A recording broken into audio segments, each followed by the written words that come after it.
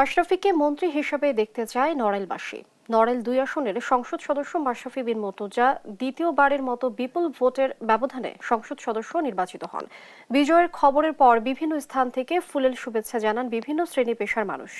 আর এর সাথে নড়াইলবাসী মাশরাফিকে মন্ত্রী হিসেবে দেখতে চায়। নড়াইল প্রতিনিধি শরীফুল ইসলামের পাঠানো তথ্যছবিতে ডেস্ক রিপোর্ট। আওয়ামী লীগের যুব ও ক্রীড়া সম্পাদক মাশরাফি বিন মুর্তজা দ্বিতীয়বারের মতো বেসরকারিভাবে সংসদ সদস্য নির্বাচিত হন। ২৪ ডিসেম্বর ভোটের মাঠে এসে মাত্র ১৪ দিনে নির্বাচনী এলাকার প্রতিটি এলাকা চষে বেড়ান। ভোটাররাও তাকে বিপুল ভোটে বিজয়ী করেন। নির্বাচনে মাশরাফি বিন মুর্তজা পেয়েছেন ১,৮৯,০১২ ভোট। তার নিকটতম প্রতিদ্বন্দ্বী ওয়ার্কার্স পার্টির শেখ হাফিজুর রহমান, তিনি পেয়েছেন ৪,০৪১ ভোট। ১,৮৫,০৬১ ভোটের ব্যবধানে বিজয়ী হন মাশরাফি। এই বিজয়ে খুশি নড়াইলবাসী। তাদের দাবি, অবহেলিত নড়াইলে স্বপ্নের সূচনা করা মাশরাফিকে তারা এবার মন্ত্রী দেখতে চান।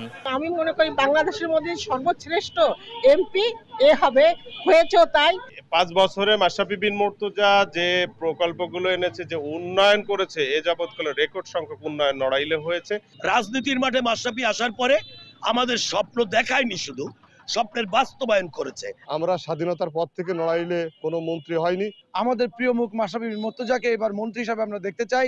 বিজয়ী হয়ে মাশরাফি নড়াইলবাসীকে ধন্যবাদ জানিয়ে বলেন, মন্ত্রিত্ব দেয়া বা না দেয়া মাননীয় প্রধানমন্ত্রীর বিষয়। জনগণ পুনরায় নির্বাচিত করায় তাদের জন্যই কাজ করতে চান জাতীয় ক্রিকেট দলের সাবেক এই অধিনায়ক। আমাদের দলীয় প্রধান আছে মাননীয় প্রধানমন্ত্রী জননেত্রী শেখ হাসিনা, এটা ওনার সিদ্ধান্ত এবং উনি যে সিদ্ধান্ত নেবে সেটাই হবে। নড়াইল ২ আসনের যারা মানুষ আছে তারা যেন ভালো থাকে, সুখে শান্তিতে থাকে, এটাই আমার সবসময় চাওয়া।